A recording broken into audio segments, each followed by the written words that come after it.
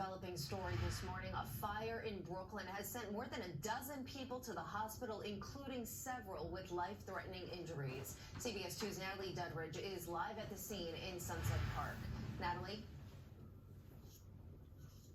Well, good morning, Andrea. Yes, fire officials tell us 16 people were hurt. One of them, a young child who was rushed to the hospital in cardiac arrest, and that child had to be rescued from the second floor window here. You can see they're boarded up. The FDNY says the fire broke out just after 11 p.m. at 45th Street near 6th Avenue. They had to pull several people out. You can see them being wheeled onto stretchers, loaded into ambulances with the help of the NYPD, who were here on the ground. There were more than 60 firefighters. It took about an hour to get this under control. 4 victims suffering serious life-threatening injuries. The rest have non-life-threatening injuries.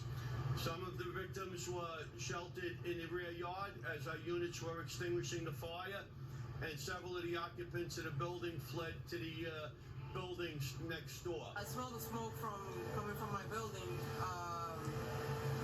and then by the time I came out, the trucks were already out here.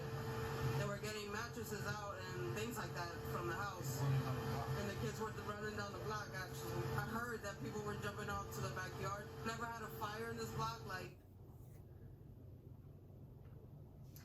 Those mattresses that witness just mentioned, they're piled up here. They were thrown out the windows, and there's a crew that has been cleaning up overnight. Now, no firefighters were hurt, and the fire marshal's office is still investigating, trying to figure out what started this. We're live in Sunset Park, Brooklyn. Natalie Dudridge, CBS 2 News. Natalie.